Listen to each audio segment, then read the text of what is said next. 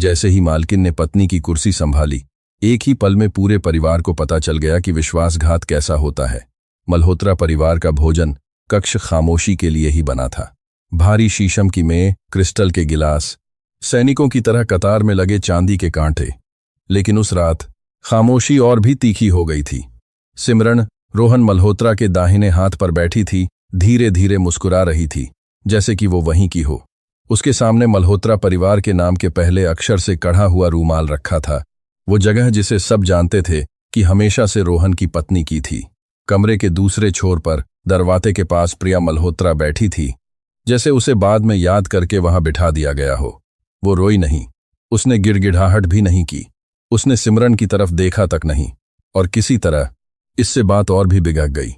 रोहन अपनी कुर्सी पर पीछे झुक गया, शांत दिखने का नाटक करते हुए, शक्तिशाली दिखने का नाटक करते हुए, जैसे कि कमरा देख ही नहीं सकता था कि उसने क्या किया है। मेड़ के चारों ओर उसके चाचा, ताऊ, चचेरे भाई, परिवार के वकील और करीबी मेहमानों ने अपनी नजरें झुका लीं।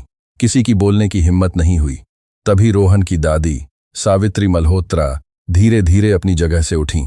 सिमरन, उन्होंने कहा। उनकी आवाज कमरे में गूंज गई। उस कुर्सी से उठो। हर हाथ में हर गिलास जम गया। रोहन उनकी ओर मुड़ा, उसके चेहरे पर गुस्सा कौंध गया। दादी, आप बात का बतंगड़ बना रही हैं। सिमरन सिर्फ एक मेहमान है। सावित्री ने उसके बगल वाली कुर्सी की ओर इशारा किया। अगर वो सिर्फ एक मेहमान है, उन्होंने कहा, तो तुमने अपनी पत्नी को दरवाजे के पास क्यों भेज दिया ताकि कोई दूसरी औरत तुम्हारे बगल में बैठ सके? उस रात पहली बार रोहन के पास कोई जवाब नहीं था और प्रिया ने आखिरकार अपनी आंखें उठाईं। प्रिया ने फिर अपनी आंखें नहीं झुकाईं। उस छोटी सी हरकत ने कमरे का माहौल बदल दिया। तब तक हर कोई यह दिखावा कर रहा था कि यह बैठने की व्यवस्था में हुई एक अजीब सी गलती थी। ऐसी गलती जिसे अमीर परिवार अपनी सधी हुई मुस्कान और महंगी शराब से ढक देते हैं। लेकिन सावित्री मल्होत्रा ने एक ही वाक्य में उस झूठ को तार तार कर दिया था। सिमरन प्रिया की कुर्सी पर जमी बैठी रही। उसकी उंगलियां अब भी कढ़े हुए रूमाल के पास थीं। वो मीठी मुस्कान जो वो पूरी शाम पहने हुए थी, उसके चेहरे से गायब हो गई। उसने रोहन की ओर देखा। इंतजार कर रही थी कि वो उसकी रक्षा करेगा। इंतजार कर रही थी कि वो उसकी दादी के शब्दों को किसी हानिरहित गलतफहमी में बदल देगा। लेकिन रोहन जल्दी नहीं बोल पाया। पहली बार वो आदमी जिसके पास हमेशा एक जवाब होता था, निशब्द था। सावित्री मेड़ के सिरे पर खड़ी रहीं। उन्होंने अपनी आवाज नहीं उठाई। उन्हें इसकी जरूरत भी नहीं थी। उनकी शांति चिल्लाने से ज्यादा भारी थी। दशकों तक उस लहजे ने बैंकरों, वकीलों, अधिकारियों और हर उस घमंडी आदमी को चुप करा दिया था जो सोचते थे कि पैसा उन्हें ईग गिरत भूलने की इजाजत देता है। अब इसका निशाना उनका अपना पोता था। रोहन, उन्होंने कहा, इस परिवार का अपमान मत करो, क्रूरता को बैठने की व्यवस्था का नाम देकर। मैं के चारों ओर एक शांत सांस घूमी। रोहन के एक चाचा ने अपनी कुर्सी पर हरकत की, फिर रुक गए। उसके चचेरे भाई ने अपनी थाली को देखा। परिवार का वकील अपने गिलास को ऐसे घूर रहा था जैसे जवाब उसके अंदर छिपा हो। किसी ने सावित्री मल्होत्रा को टोकने की हिम्मत नहीं की। रोहन का जबड़ा भिंच गया। दादी, आप सबको शर्मिंदा कर रही हैं। नहीं, सावित्री ने कहा, वो तुमने खाना परोसे जाने से पहले ही कर दिया था। ये शब्द एक तमाचे की तरह लगे। प्रिया दरवाजे के पास बहुत शांत बैठी रही, उस जगह पर जिसे किसी ने एक ऐसी पत्नी के लिए काफी समझा था जिसने अपनी जिंदगी के कई साल इस परिवार को दिए थे। वो इस कमरे में गरिमा के साथ दाखिल हुई थी। उसने सिमरन को रोहन के बगल में देखा था। वो एक भयानक पल में समझ गई थी कि अपमान अब निजी नहीं रहा। यह सुनियोजित था, कानाफूसी में नहीं, छिपा हुआ नहीं, सबके सामने रखा गया था। और फिर भी उसने कोई तमाशा नहीं किया। इसी बात ने सावित्री को सबसे ज्यादा गुस्सा दिलाया था। प्रिया की खामोशी कमजोरी नहीं थी। यह एक ऐसी महिला की खामोशी थी जिसे इतनी गहरी चोट लगी थी कि अपना बचाव करना दूसरों को उसे और अपमानित करने का एक और मौका देना होता। सावित्री ने सिमरन की ओर देखा। खड़ी हो जाओ। सिमरन ने थूक निगला। श्रीमती मल्होत्रा, मेरा मतलब, तुम्हें जहां बिठाया गया तुम वहां बैठी। सावित्री ने बात काटी, लेकिन तुम जानती थी कि वो जगह किसकी थी। सिमरन का चेहरा लाल हो गया। उसका हाथ रूमाल से ऐसे हट गया जैसे उसने उसे जला दिया हो। धीरे धीरे उसने कुर्सी पीछे धकेली। कुर्सी के पाए फर्श पर रख दे। एक कठोर आवाज उस कमरे में जहां सांस लेना भी सावधानी से हो रहा था। रोहन आधा खड़ा हुआ। बस बहुत हुआ।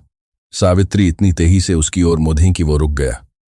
नहीं, कंट्रैक्ट क्रिएट तमाम गिराने सरी कर बात करने लगना ही। रोहन, बहुत तब हो गया था जब तुम्हारी पत्नी को उसी के परिवार में एक अजनबी की तरह हटा दिया गया था। बहुत तब हो गया था जब तुमने उम्मीद की कि हम सब ऐसा दिखावा करेंगे जैसे हमने कुछ देखा ही नहीं। बहुत तब हो गया था जब तुमने सोचा कि प्रिया की ईज को तुम्हारे आराम के लिए बदला जा सकता है। प्रिया के होंठ खुले लेकिन कोई शब्द नहीं निकला। उसकी आंखों में चमक थी, हार की नहीं बल्कि उस हैरानी की कि कोई उसका बचाव कर रहा था जब उसने खुद को रात भर अकेले सब कुछ सहने के लिए तैयार कर लिया था। सावित्री ने रोहन के बगल वाली कुर्सी की ओर इशारा किया। वो कुर्सी लकड़ी, कपड़े या परंपरा के बारे में नहीं है, वो सम्मान के बारे में है। और आज रात तुमने अपनी पत्नी का सम्मान उन लोगों के सामने किसी दूसरी औरत को देने की कोशिश की जिन्हें उसकी रक्षा करनी चाहिए थी। कमरा खामोश रहा। सिमरन कुर्सी से पीछे हट गई। रोहन ने प्रिया की ओर देखा, फिर सच में उसे देखा, जैसे उसे अब जाकर एहसास हुआ हो कि उस मेज पर बैठे हर व्यक्ति ने देख लिया था कि उसने क्या किया था। और प्रिया, जो अभी भी दरवाजे के पास बैठी थी, आखिरकार कुछ और भी समझ गई। उसने अपनी जगह नहीं खोई थी, उसने बस दुनिया को दिखा दिया था कि वो अब उसके बगल में बैठने के लायक नहीं रहा। प्रिया की खामोशी कमरे में सबसे ऊंची आवाज बन गई। सिमरन कुर्सी से दूर हट गई थी, लेकिन शर्मिंदगी उसके साथ नहीं गई। वो वहीं रही, मेज पर मंडराती हुई, क्रिस्टल के गिलासों, अछूती थालियों, सफेद मोमबत्तियों से चिपकी हुई, जो उस रात के लिए बहुत शांति से जल रही थीं, जो पहले ही बिखर चुकी थी। रोहन अभी भी खड़ा था, एक हाथ अपनी कुर्सी की पीठ पर दबाए हुए। उसका चेहरा गुस्से और शर्मिंदगी के बीच फंसा हुआ था। वो बहस करना चाहता था। वो इसे अपनी दादी के गुस्से, पुरानी परंपराओं या एक साधारण सी खाने की गलती पर सबकी अति प्रतिक्रिया के बारे में बनाना चाहता था, लेकिन सब जानते थे कि यह कोई गलती नहीं थी। प्रिया यह सबसे अच्छी तरह जानती थी। वो दरवाजे के पास अपने हाथों को गोद में रखे बैठी थी। उसकी मुद्रा सीधी थी, लगभग कोमल। उसने सहारे के लिए मेघ को नहीं पकछा, उसने अपनी आंखें नहीं पोंछी, उसने सिमरन को घूरा नहीं या रोहन से सफाई मांगने की विनती नहीं की। उसने ऐसा कुछ भी नहीं किया जिससे कमरे को उसे भावुक, ईर्ष्यालु या नाटकीय कहने की इजाजत मिलती। और उस संयम ने अपमान को छिपाना असंभव बना दिया, क्योंकि अगर प्रिया चिल्लाती तो रोहन उस दृश्य का दोष उस पर डाल सकता था। अगर वो रोती तो कोई फुसफुसा सकता था कि वो नाजुक है। अगर उसने खुद सिमरन को बाहर निकाल दिया होता तो परिवार को उसके विश्वासघात से ज्यादा उसका गुस्सा याद रहता।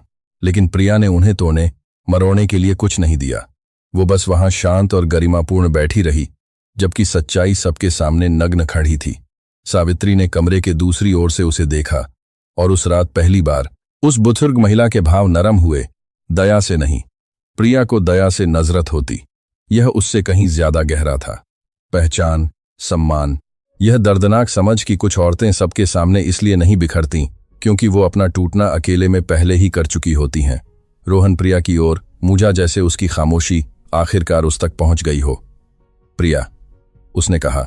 उसकी आवाज अब धीमी थी। कुछ तो बोलो। यह अनुरोध लगभग क्रूर था। पूरी शाम उसे अदृश्य बनाने के बाद अब वो चाहता था कि उसकी आवाज उसे बचाए। प्रिया ने धीरे धीरे अपनी आंखें उसकी ओर उठाईं। ऐसा लगा जैसे कमरा उसकी ओर झुक गया हो।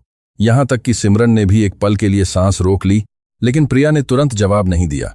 उसने रोहन के बगल वाली कुर्सी को देखा जिसे सिमरन ने अभी अभी छोड़ा था। फिर उसने दरवाजे के पास उस छोटी सी जगह को देखा जहां उसे बिठाया गया था, जैसे वो कोई दूर की रिश्तेदार हो, एक मेहमान जिसे मजबूरी में बुलाया गया हो, एक ऐसी औरत जिसकी सालों की वफादारी को एक नौकर के हाथ और एक शांत निर्देश से हटाया जा सकता था। यही बात दुख दे रही थी, कुर्सी नहीं, उसके पीछे का फैसला। किसी ने रोहन मल्होत्रा की पत्नी प्रिया को देखा था और फैसला किया था कि उसे बिना किसी परिणाम के किनारे किया जा सकता है। किसी ने यह मान लिया था कि वो अपमान स्वीकार कर लेगी, क्योंकि उसने इससे पहले कई छोटे जख्म स्वीकार किए थे। देर रातें, ठंडे जवाब, एक फोन जो उल्टा करके रखा जाता था, बहाने जो बहुत आसानी से आते थे, एक ऐसे पति का धीरे धीरे गायब होना जो अभी भी उसका घर साझा करता था, लेकिन अब सच्चाई साझा नहीं करता था। प्रिया ने यह सब चुपचाप सहा था, लेकिन चुप रहना अंधे होने जैसा नहीं था। उसने देखा था कि कैसे रोहन ने सबके सामने उसका हाथ पकड़ना छोड़ दिया था। उसने ध्यान दिया था कि जब भी कमरा शांत होता तो उसकी आंखें कैसे अपने फोन की ओर घूमती थीं। उसने उनके बेडरूम में नाश्ते पर साधारण शब्दों के बीच लंबे अंतरालों में दूरी महसूस की थी, और अब यह यहाँ था। व्यापारिक यात्राओं या सावधानीपूर्वक बोले गए झूठ के पीछे छिपा नहीं था। सिमरन उसकी कुर्सी पर, प्रिया दरवाजे के पास। पूरी शादी एक बैठने की व्यवस्था में सिमट गई थी जिसे हर कोई समझ सकता था। रोहन ने थूक निगला, यह बहुत ज्यादा हो गया है। प्रिया आखिरकार बोली। उसकी आवाज इतनी शांत थी कि मेड़ पर बैठे हर दिल को तोड़ सकती थी। नहीं रोहन, उसने कहा, यह तब बहुत ज्यादा हो गया था जब तुमने सोचा था कि मैं वहां बैठकर यह दिखावा करूंगी कि मैं समझी नहीं। कोई नहीं हिला। प्रिया धीरे धीरे अपनी कुर्सी से उठी। वो हारी हुई नहीं लग रही थी। वो एक ऐसी महिला लग रही थी जिसने आखिरकार एक ऐसी शर्मिंदगी ढोना बंद कर दिया था जो कभी उसकी थी ही नहीं। सावित्री एक तरफ हट गईं, उसे जगह देते हुए। प्रिया ने एक बार सिमरन को देखा, नरद से नहीं बल्कि एक ऐसी स्थिर उदासी से जिसने सिमरन को अपनी नरें झुकाने पर मजबूर कर दिया। फिर प्रिया रोहन की ओर मुड़ी। तुमने सिर्फ उसे मेरी कुर्सी नहीं दी, उसने कहा, तुमने सबको दिखाया कि तुम कितना कम मानते थे कि मेरा कोई वजूद है। रोहन का चेहरा बदल गया, लेकिन बहुत देर हो चुकी थी। प्रिया ने कुर्सी के लिए लड़ाई नहीं की थी। उसने कमरे को यह समझा दिया था कि उसे कभी ऐसा क्यों नहीं करना चाहिए था, लेकिन कुर्सी तो सिर्फ आखिरी सबूत थी। सिमरन के परिवार के सामने रोहन मल्होत्रा के बगल में बैठने से बहुत पहले प्रिया ने अपने पति को एक एक शांत रात करके खुद से दूर जाते हुए महसूस कर लिया था। 3 महीने पहले वो अभी भी उसके साथ उसी बेडरूम में, उसी क्रीम रंग के पर्दे के नीचे उठती थी जिसे उसने घर में पहली बार आने पर चुना था। उनकी शादी की तस्वीर अभी भी खिड़की के पास खड़ी थी। चांदी की घड़ी जो सावित्री ने उन्हें उनकी शादी के दिन दी थी अभी भी ड्रेसर पर धीरे धीरे टिक टिक कर रही थी। सब कुछ पहले जैसा ही लग रहा था। यही तो क्रूर बात थी। घर को शादी रोहन से बेहतर याद थी। वो आधी रात के बाद घर आने लगा। 1 बार नहीं, 2 बार नहीं, इतनी बार कि प्रिया ने घड़ी देखना बंद कर दिया, क्योंकि हर बार घड़ी पर नजर डालना एक और छोटे अपमान जैसा लगता था। जब वो अंदर आता तो वो सावधानी से चलता, लगभग बहुत सावधानी से, जैसे खामोशी उन घंटों को मिटा सकती है जो वो बाहर रहा था। अगर वो जागी होती तो वो उसके माथे पर चूमता, लेकिन वो चुंबन एक आदत जैसा लगता था, एहसास नहीं। फिर वो सीधा नहाने चला जाता। यह नया था। रोहन कभी ऐसा आदमी नहीं था जिसे अपनी पत्नी से बात करने से पहले दिन भर की थकान धोने की जरूरत पड़े। लेकिन अब वो घर महंगे रेस्टोरेंट, होटल के साबुन और एक ऐसे परफ्यूम की हल्की महक के साथ आता था जो प्रिया का नहीं था। बाथरूम के दरवाजे के पीछे पानी चलता रहता, जबकि वो बिस्तर पर अपने हाथों में एक किताब खोले बैठी रहती, एक ही वाक्य को बार बार पढ़ती, बिना एक शब्द समझे। जब वो बाहर आता तो उसका फोन पहले से ही नाइट स्टैंड पर उल्टा रखा होता, हमेशा उल्टा। तब भी जब वो पानी पीने नीचे जाता, तब भी जब वो अपनी शर्ट बदलता, तब भी जब वो ये दिखावा करता कि उसे कोई परवाह नहीं कि कौन फोन कर सकता है। पहले प्रिया सरल सवाल पूछती थी, तुम्हारा दिन कैसा था? व्यस्त, वो कहता। किस तरह का व्यस्त? मीटिंग्स, निवेशक, निर्माण में देरी। वो ये शब्द इतनी आसानी से कहता था कि वे अपना आकार खोने लगे। मीटिंग्स, निवेशक, देरी, वही सुरक्षित छोटी दीवार जो पति और पत्नी के बीच एक एक ईंट करके बनाई गई थी। अगर वो करीब जाने की कोशिश करती तो उसका फोन बज उठता। अगर वो उसका हाथ पकड़ती तो उसे एक ईमेल याद आ जाता। अगर वो पूछती कि क्या कुछ गड़बड़ है तो वो उसे वो थकी हुई मुस्कान देता जो पुरुष तब इस्तेमाल करते हैं जब वो एक महिला को सच पर ध्यान देने के लिए अनुचित महसूस कराना चाहते हैं। प्रिया, वो कहता, हर चीज एक समस्या नहीं होती, लेकिन हर चीज एक दूरी बन गई थी। वे अब लड़ते नहीं थे। यह शांतिपूर्ण महसूस होना चाहिए था, लेकिन यह उसे चिल्लाने से भी ज्यादा डराता था। एक लड़ाई का मतलब कम से कम यह तो था कि 2 लोग अभी भी गुस्से के सरिये एक दूसरे तक पहुंच रहे थे। अब जो उनके पास था वो बदतर था। शिष्टाचार, धीमी आवाजें, अलग अलग विचार। यह पास था, अलग लोगें। एक ऐसी शादी जो इतनी खामोश थी कि जब वो टूटी तो शायद ही कोई आवाज हुई। एक समय था जब रोहन उसे सब कुछ बताता था, तब जब वो अभी तक पत्रिकाओं के साक्षात्कारों में शक्तिशाली आदमी नहीं बना था, तब जब लोग अभी भी उसे मल्होत्रा परिवार के भविष्य के रूप में पेश करते थे और वो इससे शर्मिंदा दिखता था। प्रिया ने तब उससे प्यार किया था, नाम से नहीं, पैसे से नहीं, उससे। वो तब जीने के लिए कमरे बनाती थी, खूबसूरत, गर्मजोशी से भरे, ऐसी जगहें जहां लोग सुरक्षित महसूस करते थे। रोहन कहता था कि यह उसका तोहफा है। वो एक खाली जगह में चल सकती थी और उसके अंदर एक जीवन की कल्पना कर सकती थी। फिर उसकी जिम्मेदारियां बढ़ गईं। डिनर ज्यादा जरूरी हो गए, व्यापारिक यात्राएं कई गुना बढ़ गईं। उसे उसकी जरूरत थी। उसने कहा कि उसे एक ऐसी पत्नी की जरूरत है जो परिवार को समझे, हर नाम याद रखे, हर उस कमरे को नरम बनाए जिसमें वो प्रवेश करे। प्रिया ने उस पर विश्वास किया। वो अपने करियर से धीरे धीरे पीछे हट गई, खुद को यह बताते हुए कि यह अस्थायी है। साल बीत गए, अस्थायी अदृश्य हो गया, और अब वो आदमी जिसका उसने हर उठान और हर मांग में साथ दिया था, अपनी ही नाश्ते की मेज पर मुश्किल से उसकी ओर देखता था। फिर भी प्रिया इंतजार करती रही, इसलिए नहीं कि वो कमजोर थी, क्योंकि प्यार जख्मी लोगों को धैर्यवान बना देता है। वो उसे देर से लौटते हुए देखती, वो उसे अपना फोन छिपाते हुए देखती, वो उसके जवाबों को छोटा होते, उसकी आंखों को ठंडा होते, उसकी जिंदगी को हर उस जगह पर भरा हुआ देखती जहां अब उसे आमंत्रित नहीं किया जाता था। और हर खामोश रात के साथ प्रिया सच्चाई को और ज्यादा स्पष्ट रूप से समझती गई। रोहन ने घर नहीं छोड़ा था, उसने उसे छोड़ दिया था। सच एक नीली जैकेट की जेब में मुड़ा हुआ आया। यह एक गुरुवार की दोपहर थी, उस तरह की शांत दोपहर जो एक घर को जितना बड़ा है उससे भी ज्यादा बड़ा महसूस कराती है। रोहन को अगली सुबह पानी के पास एक होटल परियोजना की जांच के लिए दुबई के लिए उड़ान भरनी थी। यही उसने प्रिया को नाश्ते में बताया था, उस सहज अभ्यास वाले लहजे में जिसे वो अब जब भी किसी वाक्य को जल्दी खत्म करना चाहता था इस्तेमाल करता था। निवेशक उड़ान भरकर आ रहे थे, बैठकें देर तक चलेंगी, सप्ताहांत असंभव होगा। प्रिया ने सिर हिलाया, उसकी कॉफी डाली और कुछ नहीं कहा। तब तक वो सीख चुकी थी कि सवाल अब दरवाजे नहीं खोलते, वे केवल रोहन को उन्हें बेहतर तरीके से बंद करना सिखाते थे। नौकरानी उस दिन जल्दी चली गई थी, इसलिए प्रिया ऊपर जाकर खुद रोहन का सूटकेस पैक करने लगी। उसने बहुत समय से ऐसा नहीं किया था। शुरुआती सालों में उसके लिए पैकिंग करना अंतरंग, लगभग प्यारा लगता था। वो जानती थी कि उसे बैठकों के लिए कौन सी शर्ट पसंद है, कौन सी टाई उसे आत्मविश्वासी महसूस कराती है, कौन सी जैकेट वो तब पहनता है जब वो दबाव में भी शांत दिखना चाहता है। अब वो खुली अलमारी के सामने एक ऐसी महिला की तरह खड़ी थी जो एक ऐसे जीवन के संग्रहालय में घूम रही हो जिससे वो कभी जुड़ी थी। उसने उसकी नेवी ब्लेजर निकाली, जिसे वो तब पहनता था जब वो चाहता था कि लोग उस पर भरोसा करें। कपड़ा उसकी उंगलियों के नीचे ठंडा और महंगा था। उसने कंधे से एक छोटा सा रुआं हटाया, फिर उसे सूटकेस की ओर उठाया। तभी उसे कागज महसूस हुआ, अंदर की जेब में एक छोटा सा मुड़ा हुआ पर्चा। प्रिया रुकी, वो सबूत नहीं खोज रही थी। इससे बात लगभग और खराब हो गई। वो उस तरह की पत्नी नहीं बन गई थी जो जेबें खंगालती है, पासवर्ड जांचती है या शहर भर में एक आदमी का पीछा करती है। वो अपने दिल के किसी शांत कोने में रोहन को एक आखिरी मौका देने की कोशिश कर रही थी कि वो खुद सच के साथ घर आए। एक पल के लिए उसने सोचा कि यह दोपहर के भोजन की रसीद या किसी बैठक का नोट हो सकता है। उसने उसे खोला। सबसे पहले होटल का नाम आया, समुद्र पर एक लग्जरी रिसॉर्ट, फिर तारीखें, एक सप्ताहांत।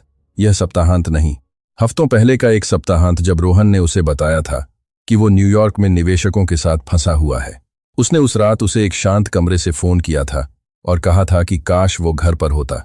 उसे उसकी आवाज याद थी, उसे इसका कुछ हिस्सा मानना याद था, क्योंकि शादी आपको तब भी विश्वास करना सिखाती है जब आपका दिल आपको चेतावनी देने लगता है।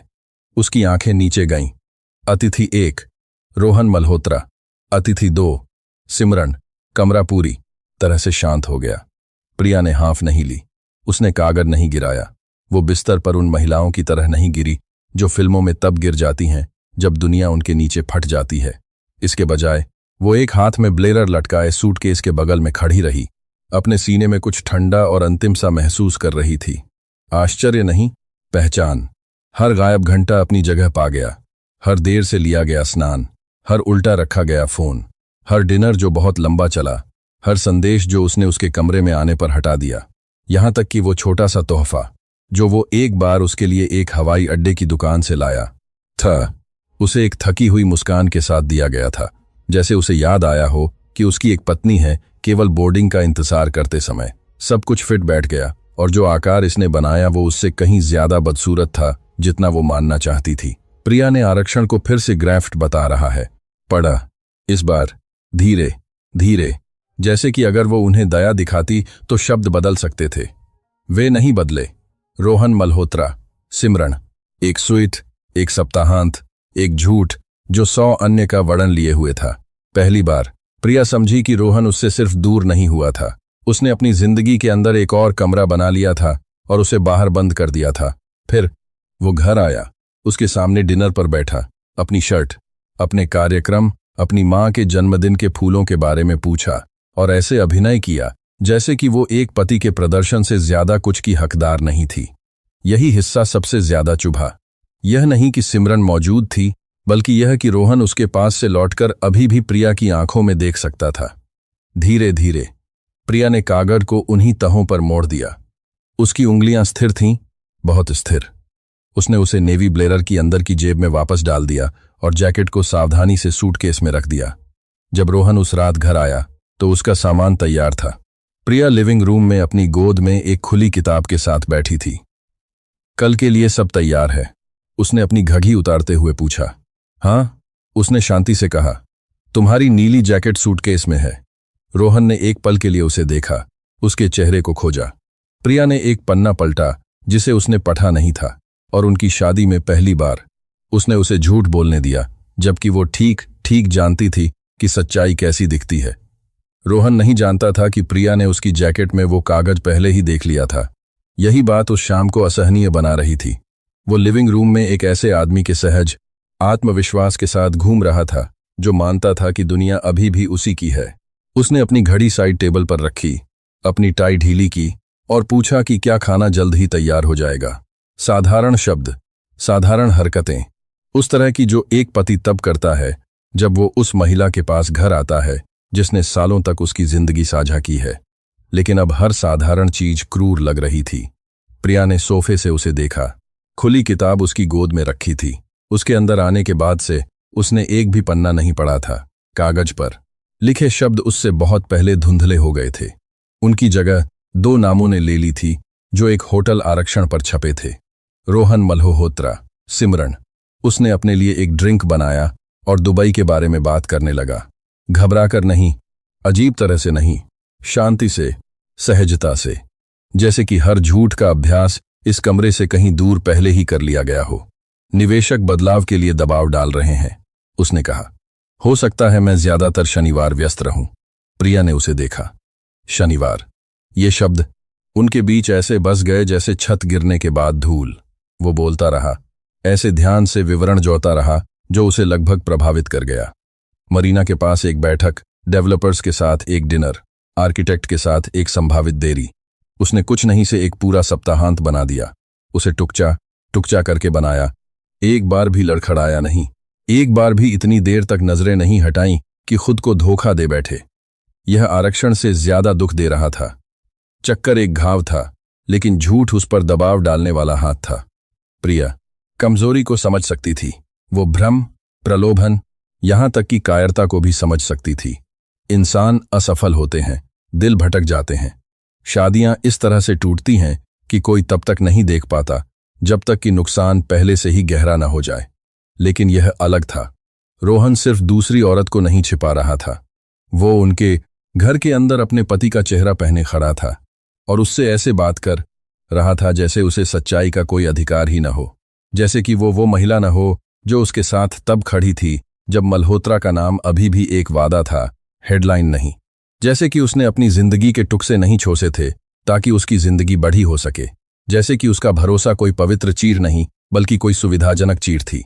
वो डिनर के दौरान उसके सामने बैठा और बोलता रहा। उसने शेड्यूल, कॉन्ट्रैक्ट, एक नाश्ते की बैठक के बारे में बात की जो अस्तित्व में ही नहीं थी। उसने पूछा कि क्या उसे अपनी मां के जन्मदिन पर फूल भेजना याद रहा, और इससे वो लगभग टूट गई। सवाल की वजह से नहीं, बल्कि जिस आसानी से उसने इसे पूछा था उसकी वजह से।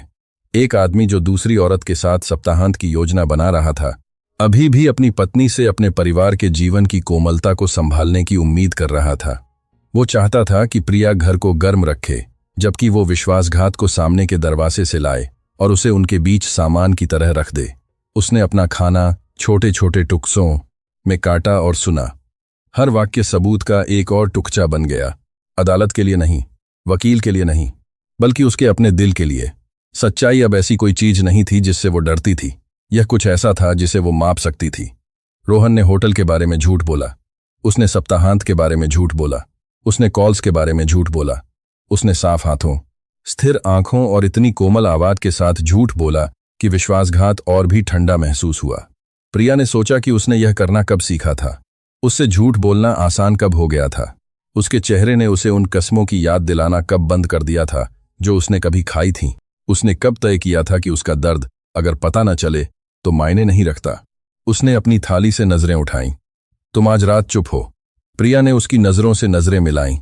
एक सांस के लिए उसने सब कुछ कहने की कल्पना की। उसने उसकी जैकेट से मुझा हुआ आरक्षण निकालने, उसे मेज पर रखने और उसकी सावधानी से बनाई गई दुनिया को बिखरते देखने की कल्पना की। लेकिन उसने ऐसा नहीं किया, अभी नहीं। इसके बजाय उसने उसे वही शांति दी जो उसने उसे दी थी। मैं बस थकी हुई हूं, उसने कहा। रोहन ने सिर हिलाया, जवाब से संतुष्ट होकर, क्योंकि इसने उससे कुछ नहीं मांगा। और उस पल में प्रिया ने सबसे दर्दनाक सच को समझा। उसे खोने का डर नहीं था, उसे सिर्फ पक्षे जाने का डर था। उस डिनर के बाद प्रिया ने सच्चाई के अपने आप आने का इंतजार करना बंद कर दिया। उसके अंदर कुछ शांत हो गया था, लेकिन यह पुरानी खामोशी नहीं थी। पुरानी खामोशी धैर्यवान थी। पुरानी खामोशी को अभी भी उम्मीद थी कि रोहन शायद एक सुबह थकी हुई आंखों और एक ईमानदार दिल के साथ उसकी ओर मुझेगा। उसे अभी भी विश्वास था कि दूरी के नीचे एक आदमी है, दबाव, महत्वाकांक्षा और अभिमान के नीचे दफन एक पति है। यह नई खामोशी बेहतर जानती थी। रोहन अगली सुबह दुबई के लिए उड़ान भर गया। उसके सूटकेस में नेवी ब्लेयर करीने से तय किया हुआ था और होटल आरक्षण उसके अंदर ठीक वहीं छिपा हुआ था जहां प्रिया ने उसे वापस रखा था। उसने उसे ऊपर की खिड़की से जाते हुए देखा। बाहर जाने से पहले उसने उसके गाल पर चूमा, वही तेज चुंबन जो वो उसे हफ्तों से दे रहा था। कोमल नहीं, दोषी नहीं, बस अभ्यस्त। सामने का दरवाजा उसके पीछे बंद हो गया और आवाज घर में ऐसे गूंजी जैसे किसी वाक्य के अंत में पूर्ण विराम। प्रिया वहां बहुत देर तक खड़ी रही। घर सुबह की रोशनी में सुंदर लग रहा था। पॉलिश किए हुए फर्श पर धूप फैली हुई थी। दालान में ताए, फूल रखे थे। रसोई में कॉफी की हल्की महक आ रही थी। सब कुछ शांत, सुरुचिपूर्ण, अछूता लग रहा था। यही एक टूटी हुई शादी का खतरा था। बाहर से यह अभी भी पूरी दिख सकती थी। कोई टूटी हुई थालियां नहीं थीं, कोई चीख पुकार नहीं थी, कोई शोर से बंद दरवाजे नहीं थे, कोई फुसफुसाते हुए पड़ोसी नहीं थे। रोहन और प्रिया मल्होत्रा अभी भी तस्वीरों में एक साथ दिखाई देते थे। वे अभी भी डिनर की मेहमानी करते थे। वे अभी भी चैरिटी कार्यक्रमों के बाद धन्यवाद नोट भेजते थे। वो अभी भी उसे अपनी पत्नी के रूप में पेश करता था, एक हाथ हल्के से उसकी पीठ पर रखे हुए। लेकिन उस हाथ का मतलब अब सुरक्षा नहीं था, इसका मतलब प्रदर्शन था। प्रिया ने कभी सोचा था कि विश्वासघात का मतलब एक अविस्मरणीय क्षण होता है, एक खोज, एक कबूलनामा, एक नाम, एक होटल का कमरा, एक औरत। अब वो समझ गई थी कि विश्वासघात धीमा भी हो सकता है। यह नाश्ते पर दो लोगों के बीच की जगह हो सकती है। यह वो तरीका हो सकता है जिससे एक पति वास्तव में सुने बिना जवाब देता है। यह किसी से इंच भर की दूरी पर सोना और ऐसा महसूस करना हो सकता है जैसे वो देश के दूसरी तरफ रहता है। सिमरन के साथ चक्कर ने उसे घायल कर दिया। हाँ, लेकिन गहरा नुकसान प्रिया के रोहन की जैकेट में कागज खोजने से पहले ही हो चुका था। उन्होंने पहले ईमानदारी खो दी थी, फिर गर्मजोशी, फिर वो छोटी अदृश्य आदतें जो दो लोगों को विवाहित महसूस कराती हैं। रोहन अब उसे यह नहीं बताता था कि उसे क्या चिंता है। वो अब घर आकर रसोई में नहीं खड़ा होता था जब वो चाय बनाना खत्म कर रही होती, दिन और अधूरे विचारों के बारे में बात करते हुए। वो अब मेड के पार उसके लिए हाथ नहीं बढ़ाता था जब एक कमरा बहुत औपचारिक हो जाता था। वो अब उसके साथ उस निजी तरीके से नहीं हंसता था जो कभी उनके पास था, उस तरह की हंसी जो सिर्फ उन्हीं की थी। ये चीजें इतनी खामोशी से गायब हो गई थीं कि प्रिया ने लगभग खुद को उन्हें याद करने के लिए दोषी ठहराया था। शायद वो थक गया था, शायद काम भारी था, शायद शक्तिशाली पुरुष दूर हो जाते हैं क्योंकि दुनिया उनसे बहुत तक न करता है तो रात तालाग्राम बनाने पर आग्राम के साथ कुछ मांगती है। उसने उसे एक के बाद एक बहाने दिए, इसलिए नहीं कि वो मूर्ख थी, बल्कि इसलिए कि प्यार अकेला हो जाने के बाद भी लंबे समय तक वफादार रहता है। लेकिन अब बहाने खत्म हो गए थे। जो बचा था वो सच था। रोहन ने न केवल उसके शरीर, उसकी कस्मों, या उसके बगल में उसकी जगह को धोखा दिया था। उसने उस जीवन को धोखा दिया था जिसे उन्होंने शब्द दर शब्द, सुबह दर सुबह, साल दर साल बनाया था। उसने उनकी शादी को एक ऐसे कमरे में बदल दिया था जहां सिर्फ एक व्यक्ति को असली कहानी पता थी और प्रिया को एक झूठ के अंदर रहने के लिए छोड़ दिया गया था। फूल सजाते हुए, निमंत्रणों का जवाब देते हुए, उसके बगल में मुस्कुराते हुए, जबकि वो अपनी शांत आंखों के पीछे एक दूसरी जिंदगी लिए हुए था। उस दोपहर बाद वो उनके बेडरूम में गई और खिड़की के पास शादी की तस्वीर को देखा। रोहन उसमें छोटा था, ऐसे मुस्कुरा रहा था जैसे उसे अभी अभी एक ऐसा भविष्य दिया गया हो जिस पर वो विश्वास नहीं कर सकता था कि वो उसका है। प्रिया सफेद कपड़ों में उसके बगल में खड़ी थी, उसका चेहरा खुला, उम्मीद भरा, दोनों के बगल में खड़ी थी, उसके बगल में खड़ी थी। निश्चित उसे वो दिन साफ साफ याद था। फूल नहीं, संगीत नहीं, यहां तक कि मेहमान भी नहीं। उसे याद था कि रोहन ने कस्मों से पहले उसका हाथ निचोधा था। वो घबराया हुआ था और उसने उसे इसी के लिए प्यार किया था। तब वो अभी भी जानता था कि बिना शर्मिंदा हुए उसकी जरूरत कैसे महसूस की जाती है। अब उसे केवल उस चीज की जरूरत थी जिसका वो प्रतिनिधित्व करती थी। मेरे पर एक पत्नी, पारिवारिक कार्यक्रमों में एक शालीन महिला, एक स्थिर उपस्थिति जो उसे सम्मानजनक दिखाती थी। प्रिया ने चांदी के फ्रेम के किनारे को छुआ, फिर अपना हाथ गिरने दिया। पहली बार उसने यह नहीं सोचा कि क्या रोहन अभी भी सिमरन से प्यार करता है। उसने सोचा कि क्या रोहन अभी भी समझता है कि प्यार क्या होता है, क्योंकि प्यार सिर्फ इच्छा नहीं थी। यह जुनून के रूप में छिपा हुआ रहस्य नहीं था। यह देर से घर आना और एक पत्नी से आधे अधूरे सच स्वीकार करने की उम्मीद करना नहीं था, क्योंकि वो हमेशा दयालु रही थी। प्यार सच्चाई थी, प्यार उपस्थिति थी, प्यार किसी ऐसे व्यक्ति को देखने का साहस था जो आप पर भरोसा करता है और उसके विश्वास का मजाक नहीं उड़ाता। उस रात रोहन ने दुबई से फोन किया। प्रिया ने जवाब दिया। उसकी आवाज गर्म, नियंत्रित, परिचित आई। उसने बैठकों, देरी और निवेशकों के डिनर की योजनाओं के बारे में बात की और झूठ सावधानी से व्यवस्थित किए गए, सहजता से पेश किए गए। प्रिया ने अंधेरे बेडरूम से सुना और पहली बार उसे यह पूछने की इच्छा नहीं हुई कि वो कहाँ है। वो सबसे जरूरी बात पहले से ही जानती थी। रोहन जहां भी था वो अब उसके साथ नहीं था। अगली सुबह प्रिया को सावित्री मल्होत्रा का फोन आया। रोहन अभी भी दुबई में था, या कम से कम यही कहानी थी जो वो पीछे छोड़ गया था।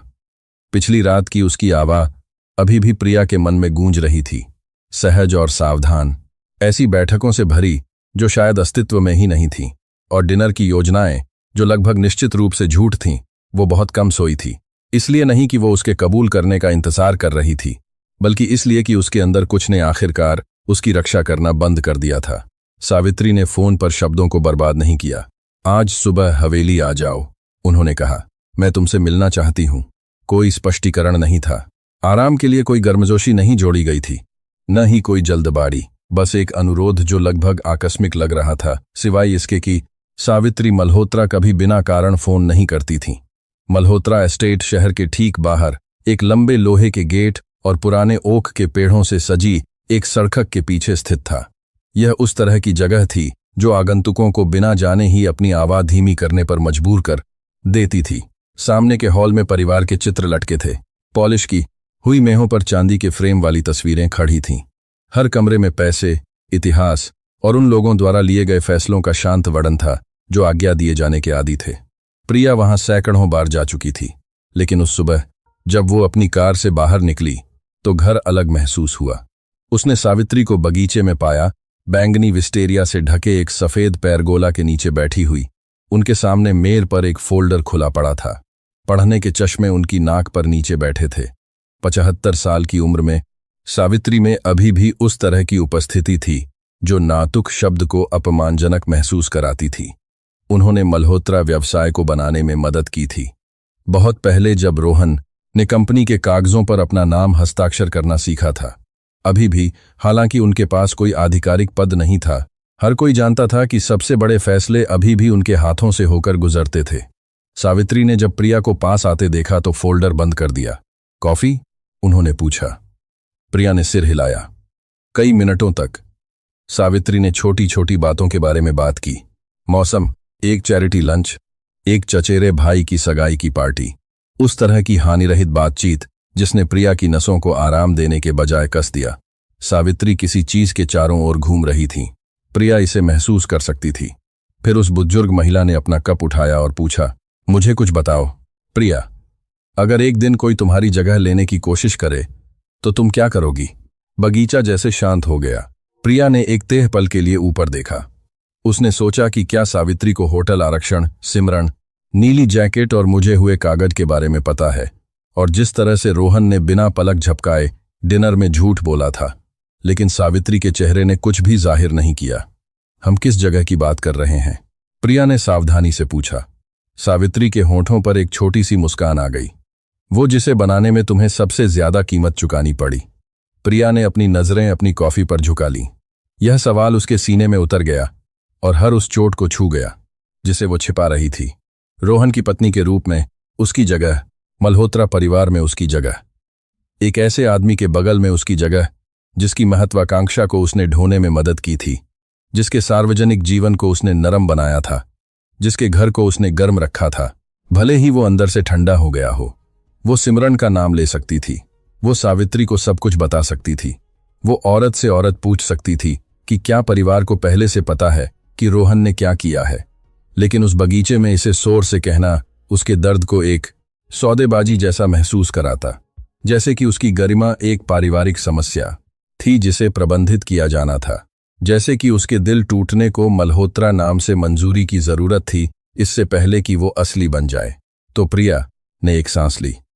अगर मुझे किसी जगह को रखने के लिए भीख मांगनी पड़े, उसने धीरे से कहा, तो शायद वो अब मेरी नहीं है। सावित्री ने अपनी कॉफी मिलाना बंद कर दिया। और तुम लोगी नहीं? उन्होंने पूछा। प्रिया ने उनकी आंखों में देखा। अपनी गरिमा के लिए? हाँ, उसने कहा। किसी को मुझसे प्यार करने के लिए मजबूर करने के लिए नहीं। उस सुबह पहली बार सावित्री प्रभावित दिखी। हैरान नहीं, संतुष्ट नहीं, प्रभावित।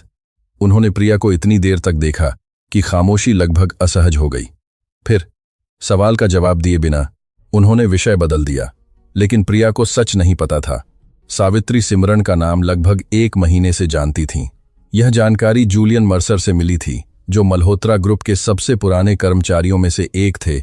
एक ऐसा आदमी जिसने परिवार के साथ 27 साल काम किया था और कभी गपशप में हिस्सा नहीं लिया था। उसने दुबई की एक व्यापारिक यात्रा के बाद सावित्री को चुपचाप फोन किया था। उसने रोहन को आधी रात से ठीक पहले एक निजी रेस्टोरेंट से एक ऐसी महिला के साथ निकलते देखा था जो उसकी पत्नी नहीं थी। पहले जूलियन यह कहना नहीं चाहता था। सावित्री ने उसे मजबूर किया। और अब प्रिया को अपने सामने छेड़ शिष्टाचार के पीछे दर्द छिपाए बैठे देखकर सावित्री ने कुछ ऐसा समझा जो रोहन ने स्पष्ट रूप से नहीं समझा था। प्रिया कमजोर नहीं थी। वो बस एक ऐसे प्यार के लिए भीख मांगकर थक चुकी थी जिसके लिए कभी अपमान की जरूरत नहीं होनी चाहिए थी। मल्होत्रा एस्टेट छोड़ने के बहुत बाद तक सावित्री का सवाल प्रिया के साथ रहा। अगर एक दिन कोई तुम्हारी जगह लेने की कोशिश करे तो तुम क्या करोगी? पहले प्रिया ने सोचा कि जवाब आसानी से आ गया था, क्योंकि वो थकी हुई थी। थकी हुई औरतें कभी कभी जितना महसूस करती हैं उससे ज्यादा मजबूत लगती हैं, क्योंकि थकावट प्रदर्शन के लिए कोई जगह नहीं छोड़ती। लेकिन जब वो ओक के पेड़ों की लंबी शाखाओं के नीचे घर की ओर गाड़ी चला रही थी तो उसे एहसास हुआ कि शब्द गुस्से से नहीं आए थे। वे किसी पुरानी चीज से आए थे, कुछ ऐसा जो रोहन उसे अनजाने में धीरे धीरे सिखा रहा था। महीनों तक प्रिया को अपनी ही शादी के किनारे पर इस तरह से धकेला गया था कि कोई और उस हरकत को सुन नहीं सकता था।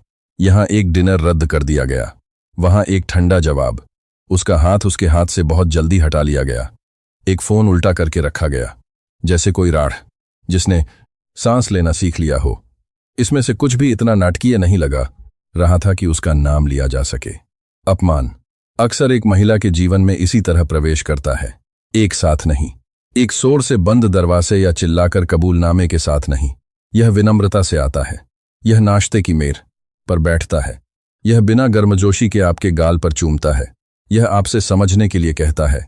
यह आपसे इंतजार करने के लिए कहता है। यह आपसे शालीन रहने के लिए कहता है, जबकि कोई और आपके दिल के साथ लापरवाह हो जाता है। प्रिया शालीन रही थी, शायद बहुत ज्यादा शालीन। उसने खुद से कहा था कि शादी दर्द के पहले संकेत पर छोड़ दी जाने वाली चीज नहीं है। उसने धैर्य, मौसम और जब प्यार मुश्किल हो जाता है तो बने रहने के शांत काम में विश्वास किया था। वो जानती थी कि कोई भी शादी माफी के बिना नहीं टिकती। वो जानती थी कि अच्छे लोग एक दूसरे को साधारण मानवीय तरीकों से निराश कर सकते हैं, लेकिन जो रोहन ने किया था वो कोई साधारण असफलता नहीं थी। वो उसके पास टूटा हुआ, शर्मिंदा या भ्रमित होकर नहीं आया था। वो अपने हाथों में सच्चाई लेकर दरवाजे पर खड़ा नहीं हुआ था और पूछा था कि क्या अभी भी कुछ बचाया जा सकता है। उसने झूठ बोला था, फिर वो उनके घर लौटा और उससे उम्मीद की कि वो इसे घर जैसा महसूस कराती रहेगी, यह बना रहेगी। यह बीस्ट कमजोरी नहीं थी, यह हक जताना था। और प्रिया को अंतर समझ में आने लगा था। जब वो घर पहुंची तो वो तुरंत अंदर नहीं गई। वो दोनों हाथों को स्टीयरिंग व्हील पर रखे ड्राइववे में बैठी रही, उस सामने के दरवाजे को घूरती रही जिससे वो एक दुल्हन के रूप में, एक पत्नी के रूप में, उस महिला के रूप में गुजरी थी जिसे रोहन कभी गर्व से पेश करता था। घर बाहर से शांत लग रहा था। सुंदर खिड़कियां, साफ पत्थर की सीढ़ियां, प्रवेश द्वार के बगल में सजे फूल, एक अपूर्ण सच्चाई के लिए एक आदर्श घर। प्रिया ने सिमरन के बारे में सोचा, गुस्से से नहीं। गुस्सा आसान होता, गुस्सा उसे पकड़ने के लिए कुछ गर्म देता, लेकिन उसे बस एक अजीब उदासी महसूस हुई क्योंकि सिमरन ने कुछ भी नहीं लिया था जिसे रोहन ने पहले से ही अपनी जगह से ढीला नहीं कर दिया था। एक औरत प्रिया की कुर्सी पर बैठ सकती थी। वो रोहन के बगल में एक मीठी मुस्कान पहन सकती थी। वो उस ध्यान को स्वीकार कर सकती थी जो एक पत्नी का होना चाहिए था, लेकिन वो प्रिया की गरिमा नहीं ले सकती थी जब तक कि प्रिया उसे सौंप न दे। और प्रिया नहीं देगी, यही सीमा थी। वो सच्चाई के लिए लड़ेगी, वो सम्मान के लिए लड़ेगी, वो कहानी से बाहर निकलने के लिए लड़ेगी, बिना किसी को यह यकीन दिलाने दिए कि उसका दर्द इतना असुविधाजनक था कि उसका नाम नहीं लिया जा सकता। लेकिन वो मे के केंद्र में एक पुरस्कार की तरह रोहन के स्नेह के लिए नहीं लड़ेगी। वो एक ऐसे पति की बुनियादी वफादारी के लिए दूसरी औरत से प्रतिस्पर्धा नहीं करेगी जो अपनी पत्नी का जनी था। वो एक ऐसी शादी में चुने जाने के लिए भीख नहीं मांगेगी जहां उसने पहले ही सालों की भक्ति दे दी थी, क्योंकि जिस प्यार के लिए भीख मांगनी पड़े वो कुछ और बन जाता है। यह अनुमति बन जाता है, यह दान बन जाता है, यह किसी ऐसे व्यक्ति द्वारा दी गई गर्मजोशी का एक छोटा सा टुकड़ा बन जाता है जो मानता है कि अभी भी सारी शक्ति उसी के पास है। प्रिया ने कभी रोहन को एक ऐसी महिला की पूरी उदारता से प्यार किया था जो अपने भविष्य पर भरोसा करती थी। वो उसके साथ तब खड़ी थी जब उसके मंदिर के लिए कौम रहेंगे। आत्मविश्वास को अभी भी शरण की जरूरत थी। उसने उसके लिए कमरे नरम किए, उसके लिए नाम याद रखे, उसके लिए खामोशी ढोई। वो वफादार थी, इसलिए नहीं कि उसमें कोई अभिमान नहीं था, बल्कि इसलिए कि वो मानती थी कि प्यार रक्षा करने लायक है। लेकिन प्यार को अकेले एक व्यक्ति द्वारा संरक्षित नहीं किया जा सकता। एक शादी एक कुर्सी नहीं थी जिसकी एक महिला रक्षा करती है जबकि दूसरी बैठने की कोशिश करती है। यह एक वादा था, और अगर रोहन वो वादा भूल गया था तो प्रिया टूटे हुए टुकड़े पक्षे उसके पीछे नहीं रेंगेगी। उस शाम रोहन ने फिर से फोन किया। उसका नाम उसकी स्क्रीन पर चमकीला और परिचित दिखाई दिया। प्रिया ने उसे 1 बार, 2 बार, 3 बार बजते देखा। फिर उसने जवाब दिया। उसकी आवाज हमेशा की तरह सहज आई। प्रिया, सब ठीक है। उसने कमरे के पार खाली कुर्सी की ओर देखा। पहली बार उसने यह नहीं सोचा कि अपनी जगह कैसे बनाए रखी जाए। उसने सोचा कि उसने कभी यह क्यों माना कि यह उसकी थी केवल अगर रोहन उसे वहां बैठने की अनुमति देता है। हाँ, उसने धीरे से कहा, सब कुछ बहुत साफ हो रहा है। लाइन के दूसरी तरफ रोहन चुप हो गया और प्रिया ने खामोशी को बने रहने दिया। रोहन सोचता था कि खामोशी का मतलब सुरक्षा है। उसने प्रिया के संयम को समर्पण, सिमरन के आत्मविश्वास को स्वीकृति और परिवार के अच्छे शिष्टाचार को अनुमति समझ लिया था। लेकिन मल्होत्रा परिवार में एक व्यक्ति था जो शांति और कायरता के बीच का अंतर जानता था। सावित्री मल्होत्रा। रोहन के जीवन के अधिकांश समय सावित्री को शक्ति रखने के लिए किसी पद की आवश्यकता नहीं थी। उनका नाम अब कंपनी के दरवाजे पर नहीं छपा था। वो अब हर बोर्ड मीटिंग की अध्यक्षता नहीं करती थीं। वो व्यावसायिक पत्रिकाओं में रोहन के बगल में नहीं दिखाई देती थीं या होटल के उद्घाटन पर कैमरों के लिए हाथ नहीं मिलाती थीं। लेकिन हर कोई जानता था कि जब मल्होत्रा परिवार किसी गंभीर बात का सामना करता है तो अंतिम निर्णय अभी भी सावित्री से होकर गुजरता है। उन्होंने परिवार को जमीन से बनाने में मदद की थी।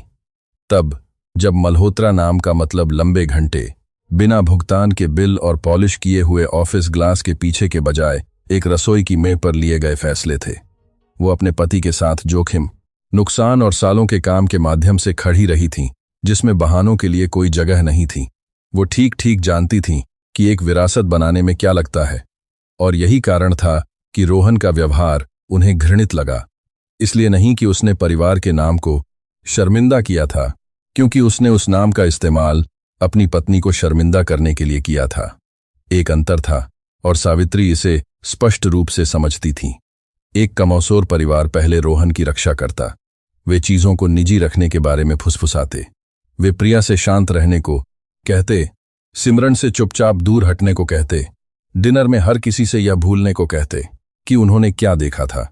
वे सच्चाई को मैपोश पर एक दाग की तरह मानते, कुछ ऐसा जिसे मेहमानों के ध्यान देने से पहले छिपाना होता है। सावित्री ने ऐसा करने से इनकार कर दिया। उनके परिवार के लिए सम्मान का मतलब क्रूरता को छिपाना नहीं था। इसका मतलब था उसके खिलाफ खड़ा होना, भले ही गलत करने वाला व्यक्ति आपका अपना खून हो। उस दोपहर प्रिया के एस्टेट छोड़ने के बाद सावित्री विस्टेरिया के नीचे अपनी अछूती कॉफी के साथ बनी रही। मेज पर फोल्डर बंद रहा। वो अब व्यावसायिक कागड़ों या शेड्यूल या पारिवारिक कार्यक्रमों के बारे में नहीं सोच रही थीं। वो प्रिया के जवाब के बारे में सोच रही थीं। अगर मुझे किसी बात करे, अभी लगानों के बारे में मेरी कारकर बना है, जगह को रखने के लिए भीख मांगनी पड़े, तो शायद वो अब मेरी नहीं है। उन शब्दों में कड़वाहट नहीं थी। यही बात सावित्री को सबसे ज्यादा परेशान कर रही थी। कड़वाहट में अभी भी आग थी। कड़वाहट अभी भी सुनी जाना चाहती थी। प्रिया की आवाज में कुछ शांत और कहीं ज्यादा दर्दनाक था। एक ऐसी कड़वाहट में मरने की बात लगातार दा के साफ तक दोहरा, महिला जिसने जाने की कीमत और रहने की कीमत पहले ही माप ली थी। सावित्री ने घर की ओर देखा, उन कमरों की ओर जहां मल्होत्रा की पीढ़ियां इकट्ठा हुई थीं। जश्न मनाया था, बहस की थी और माफ किया था। उन्होंने रोहन को एक लड़के के रूप में सोचा, जो उन हॉलों में घुटनों पर खरोंच और गर्व भरी आंखों के साथ दौड़ता था। उन्होंने तब उससे प्यार किया था। वो अब भी उससे प्यार करती थीं, लेकिन प्यार ने उन्हें अंधा नहीं बनाया था।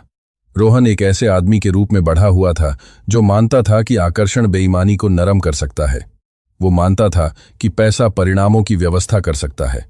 वो मानता था कि उसकी पत्नी का धैर्य उसे उसके अपने राह नेली पर आगरा है, विकल्पों से बचाएगा। सावित्री ने उस तरह का अभिमान पहले भी देखा था, सत्ता वाले पुरुषों में, राण वाले पुरुषों में, उन पुरुषों में जो आज्ञाकारिता को सम्मान के साथ भ्रमित करते थे। और वो ठीक ठीक जानती थीं कि अगर कोई इसे न रोके तो यह कहाँ ले जाता है। तो उन्होंने एक फैसला किया, अगला पारिवारिक डिनर रद्द नहीं किया जाएगा। इसे नरम नहीं किया जाएगा। इसे किसी डिनर रद्द नहीं किया जाएगा। विनम्र निजी बातचीत में पुनर्व्यवस्थित नहीं किया जाएगा, जहां रोहन कहानी को नियंत्रित कर सके और प्रिया से हर किसी के आराम की रक्षा करने की उम्मीद की जाएगी। नहीं, इस बार कमरा देखेगा कि रोहन ने क्या किया था। इसलिए नहीं कि सावित्री प्रिया को शर्मिंदा करना चाहती थीं, क्योंकि रोहन यह पहले ही कर चुका था। और अगर वो परिवार के सामने अपनी पत्नी को अपमानित करने के लिए इतना साहसी था, तो परिवार तब मौजूद होगा जब उसका बहाना ढह जाएगा। सावित्री ने घर के कर्मचारियों को खुद फोन किया। उन्होंने बैठने की व्यवस्था की पुष्टि की। उन्होंने मेहमान सूची की पुष्टि की। उन्होंने पुष्टि की कि रोहन के चाचा, ताऊ, चचेरे भाई, परिवार के वकील और सबसे करीबी पारिवारिक मित्र सभी वहां होंगे। हर निर्देश के दौरान उनकी आवाज शांत रही। केवल एक चीज बदली। सावित्री ने सुनिश्चित किया कि प्रिया को एक पत्नी के देय सम्मान के साथ आमंत्रित किया जाए। फिर उन्होंने इंतजार किया। जब रात आखिरकार आई तो सावित्री ने सब कुछ देखा। उन्होंने रोहन को सिमरन के साथ बहुत करीब से प्रवेश करते देखा। उन्होंने प्रिया को भोजन कक्ष में कदम रखते और बिना एक शब्द के यह समझते देखा कि क्या व्यवस्था की गई थी। उन्होंने नौकर को प्रिया को दरवाजे के पास बिठाते देखा। उन्होंने सिमरन को रोहन के बगल वाली कुर्सी पर ऐसे बैठते देखा जैसे आराम और अपनापन एक ही बात हो। और उन्होंने प्रिया को बिना टूटे यह सब सहते देखा। यही वो पल था जब सावित्री को पता चला कि वो डिनर को जारी नहीं रखने दे सकती, क्योंकि एक परिवार जो चुप रहता है जबकि एक पत्नी को सार्वजनिक रूप से बदल दिया जाता है, परंपरा की रक्षा नहीं कर रहा है, यह अपनी अंतरात्मा को दफन कर रहा है। तो सावित्री उठी, और जब उनकी आवाज भोजन कक्ष में गूंजी तो उसमें गुस्से से ज्यादा कुछ था।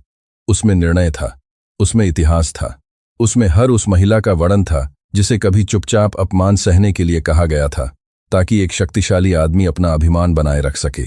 सिमरन, उन्होंने कहा, उस कुर्सी से उठो। और आखिरकार मल्होत्रा परिवार को याद आया कि वास्तव में कमरे पर किसका नियंत्रण था। सिमरन पहले तो नहीं हिली। उस हिचकिचाहट ने कमरे को सब कुछ बता दिया। अगर वो सच में मानती कि वो सिर्फ एक मेहमान है तो वो सावित्री के बोलते ही खड़ी हो जाती। वो प्रिया से माफी मांगती, कुर्सी से दूर हट जाती और परिवार को यह दिखावा करने देती कि गलती लापरवाह थी, क्रूर नहीं। लेकिन सिमरन एक सांस के लिए बहुत देर तक बैठी रही। उसका हाथ कटे हुए रूमाल के बगल में मडराता रहा, जिस पर मल्होत्रा का पहला अक्षर था, जो रोहन के दाहिने हाथ पर रखा गया था। क्योंकि वो कुर्सी कभी किसी मेहमान की नहीं थी, यह उस महिला की थी जो उसका नाम रखती थी, हर पारिवारिक समारोह में उसके बगल में खड़ी होती थी और एक ऐसे कमरे में एक पत्नी की शांत गरिमा रखती थी जो लोगों से भरा था, जो ठीक ठीक जानते थे कि इसका क्या मतलब है। प्रिया दरवाजे के पास से देख रही थी। वो गुस्से में नहीं लग रही थी। यही बात सबको बेचैन कर रही थी। गुस्सा समझ में आता, गुस्सा उन्हें आंकने के लिए एक दृश्य देता, दूर देखने का एक कारण, यह कहने का एक तरीका कि प्रिया ने रात को असहज बना दिया था। लेकिन प्रिया ने उन्हें ऐसा कोई बचाव नहीं दिया। उसने सिमरन को उस तरह देखा जैसे एक महिला सबूत को देखती है। कोई अफवाह नहीं, कोई शक नहीं, उसकी शादी से गुजरती कोई परछाई नहीं, सबूत। रोहन सिमरन को उस भोजन कक्ष में गलती से नहीं लाया था। उसने उसे अपने बगल में बैठने की अनुमति इसलिए नहीं दी थी क्योंकि कमरा भी भरा था या कर्मचारियों ने गलत समझ लिया था। बहुत सारी खाली जगहें थीं, बहुत सारे चौकस चेहरे थे। इतने सालों की पारिवारिक प्रथा थी कि कोई भी यह दिखावा नहीं कर सकता था कि यह निर्दोष था। वो कुर्सी एक संदेश थी और मेज पर बैठे हर व्यक्ति ने इसे प्राप्त कर लिया था। सिमरन को एक मेहमान की तरह नहीं माना जा रहा था, उसे एक प्रतिस्थापन की तरह प्रदर्शित किया जा रहा था। यही कारण था कि सावित्री की आवाज इतनी गहरी चुभी थी। उन्होंने दस्तावेजों, आरोपों या निजी कानाफूसी से एक चक्कर का पर्दाफाश नहीं किया।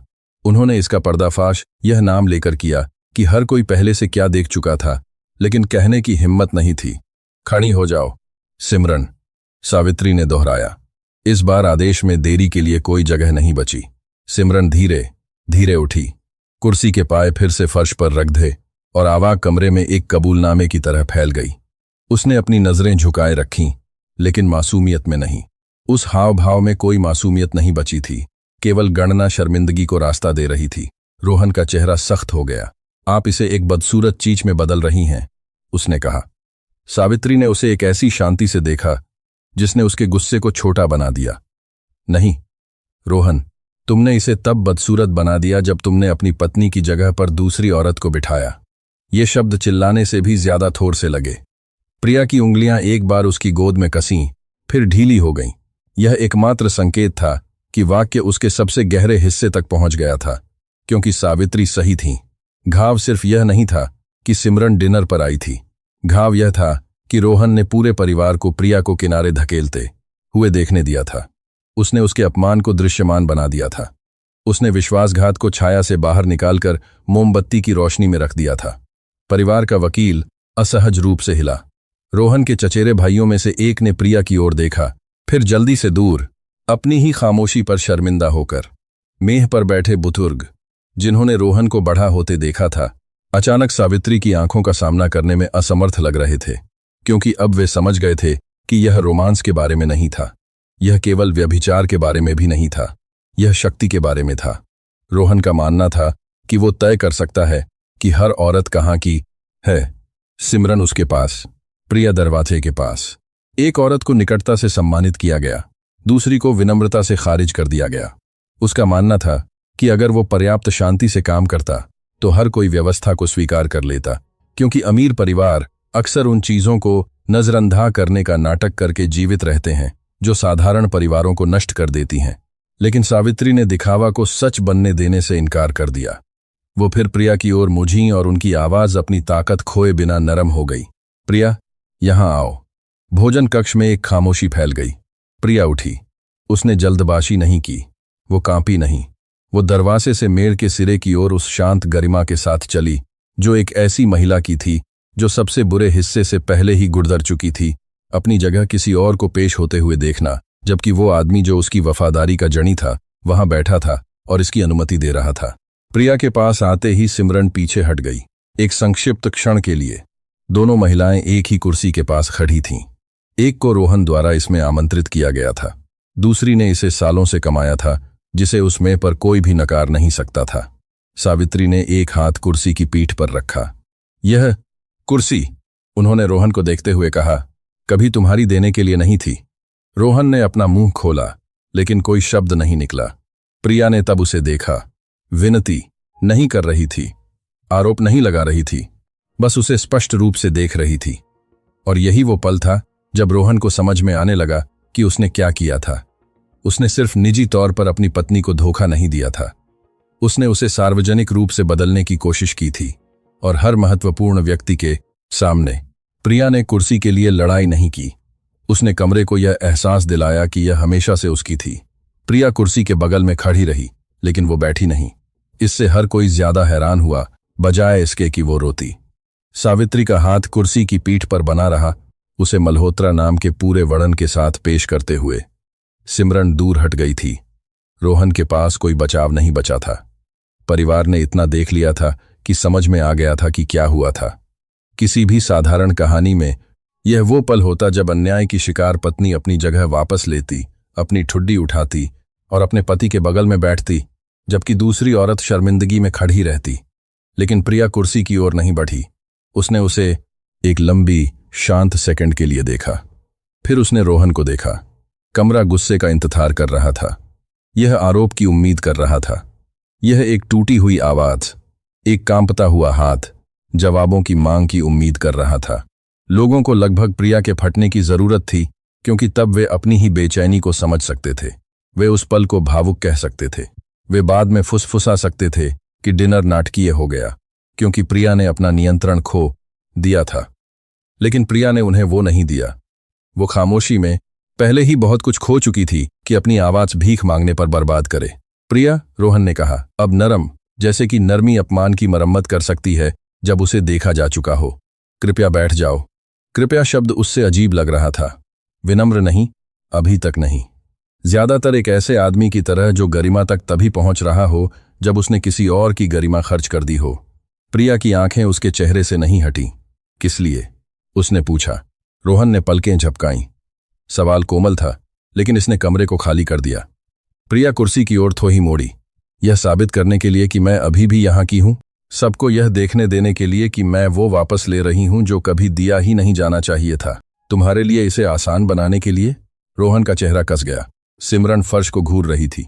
सावित्री ने कुछ नहीं कहा, लेकिन उनकी आंखें प्रिया पर एक शांत समझ के साथ टिकी थीं। उन्हें दर्द की उम्मीद थी, उन्हें साहस की उम्मीद थी, लेकिन यह कुछ और भी मजबूत था। यह एक ऐसी महिला थी जो जीत को जीवित रहने के साथ भ्रमित करने से इनकार कर रही थी। प्रिया ने 2 उंगलियों से कुर्सी की पीठ को छुआ। उस पर दावा नहीं कर रही थी, सावित्री के समर्थन को अस्वीकार नहीं कर रही थी, बस यह स्वीकार कर रही थी कि यह क्या प्रतिनिधित्व करता है। सालों के डिनर, सालों तक रोहन के बगल में खड़ी रहना, सालों तक उन कमरों में मुस्कुराना जहां हर कोई उसे मल्होत्रा फाउंडेशन का हिस्सा मानता था। एक पत्नी, एक साथी, एक ऐसी महिला जिसने अपना समय, अपनी गरिमा, अपना धैर्य और खुद का बहुत कुछ एक ऐसे आदमी को दिया था जिसने दया को कमजोरी समझ लिया था। यह कुर्सी कभी समस्या नहीं थी, प्रिया ने कहा। किसी ने सांस नहीं ली। समस्या यह है कि मेरे पति का मानना था कि वो मुझसे सार्वजनिक रूप से सम्मान छीन सकते हैं, और जब यह उनके लिए असहज हो जाए तो मुझे वापस दे सकते हैं। रोहन ने नीचे देखा। उस छोटी सी हरकत ने प्रिया को बताया कि वो आखिरकार कम से कम इसका कुछ हिस्सा समझ गया था, लेकिन समझना पछतावे के समान नहीं था। और पछतावा, यहां तक कि असली पछतावा भी, उन लंबी रातों, छिपी हुई कॉलों, सावधानी पूर्वक बोले गए झूठों या उन ठंडे छोटे तरीकों को नहीं मिटा सकता था जिनसे उसने उसे छोटा बनाया था। आखिरकार उसे दरवाजे के पास बिठाने से पहले प्रिया कुर्सी से पीछे हट गई। ज्यादा दूर नहीं, बस काफी। यह दिखाने के लिए काफी कि वो एक ऐसी जगह के लिए दूसरी औरत से नहीं लड़ेगी जो सम्मान की थी, कब्जे की नहीं।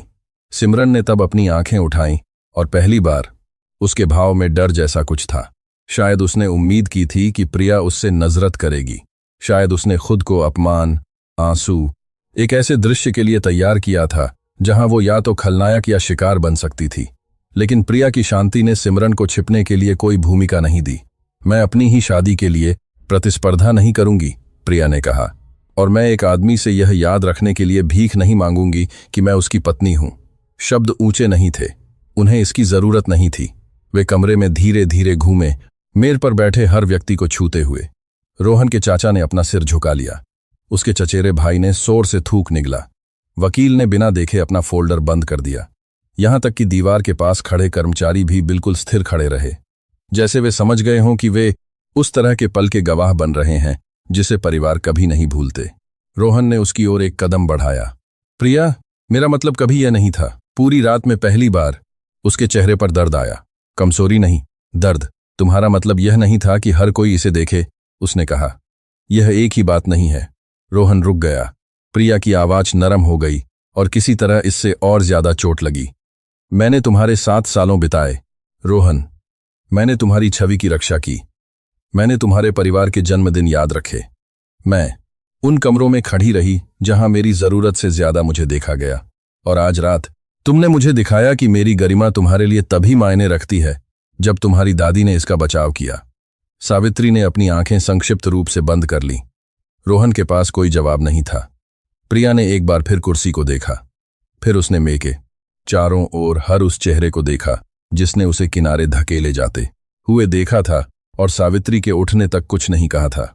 मैं यह कमरा इसलिए नहीं छोड़ रही हूं क्योंकि मैं हार गई हूं, उसने कहा। मैं इसलिए जा रही हूं क्योंकि मैं आखिरकार कहीं रखे जाने और वहां मूल्यवान होने के बीच का अंतर समझ गई हूं। फिर प्रिया मुड़ी और दरवाजे की ओर चली गई। उसके पीछे कोई चीख पुकार नहीं हुई। किसी ने उसे रोकने की हिम्मत खलाप अगल आप सप्ताह नंबर 1 नहीं की। उसके कदम स्थिर थे, उसके कंधे सीधे थे, उसका दिल उस सारी गरिमा के नीचे चुपचाप टूट रहा था। और यही प्रिया मल्होत्रा के बारे में सबसे शक्तिशाली बात थी। उसे यह साबित करने के लिए कमरे को नष्ट करने की जरूरत नहीं थी कि वो घायल हुई थी। उसे सिर्फ अपनी गरिमा के साथ बाहर निकलना था। प्रिया लगभग दरवाजे तक पहुंच चुकी थी जब सावित्री की आवाज ने कमरे को फिर से रोक दिया। उसे अकेले बाहर मत जाने दो। यह कोई सुझाव नहीं था, यह हर उस व्यक्ति पर लक्षित एक आदेश था जो तब जमा हुआ बैठा था जब रोहन मल्होत्रा ने अपनी पत्नी को अपने ही परिवार की मेज पर एक अजनबी बना दिया था। एक दर्दनाक सेकंड के लिए कोई नहीं हिला। खामोशी अब खाली नहीं थी, उसमें वड़न था, उसमें अपराध बोध था, उसमें हर झुकी हुई आंख, पानी का हर घबराया हुआ घूंट, हर उस व्यक्ति का आकार था जिसने प्रिया को दरवाजे के पास बिठाए जाते देखा था और फैसला किया था कि कुछ न कहना सही काम करने से ज्यादा सुरक्षित था। प्रिया रुकी, लेकिन वो मुझी नहीं। सावित्री ने धीरे धीरे भोजन कक्ष के चारों ओर देखा। तुम सबने देखा, उन्होंने कहा। तुम में से हर एक ने। रोहन के चाचा ने अपनी कुर्सी पर हरकत की। एक चचेरे भाई ने अपने हाथों को देखा। परिवार के वकील ने अपना फोल्डर फिर से बंद कर दिया। हालांकि किसी ने उससे कुछ नहीं पूछा था। सिमरन दीवार के पास खड़ी थी, पीली और खामोश। अब सत्ता में आमंत्रित एक महिला की तरह नहीं दिख रही थी, बल्कि एक ऐसी महिला की तरह दिख रही थी जो आग में कूद गई थी और बहुत देर से एहसास हुआ कि लपटों के नाम थे। रोहन का चेहरा काला पड़ गया। दादी, यह प्रिया और मेरे बीच की बात है। सावित्री उसकी ओर मुझी। नहीं, उन्होंने कहा। यह तुम्हारे और प्रिया के बीच की बात तब खत्म हो गई जब तुमने इस मेये को इसका हिस्सा बना दिया। ये शब्द कमरे में किसी भी आरोप से ज्यादा थोड़ से लगे। रोहन ने अपना मुंह खोला, लेकिन सावित्री ने एक हाथ उठाया और वो उस लड़के की तरह चुप हो गया जो वो कभी था। तुमने आज रात अपनी पत्नी को चुपचाप धोखा नहीं दिया, सावित्री ने जारी रखा। तुमने उसकी शादी से बने परिवार के सामने उसके अपमान की व्यवस्था की।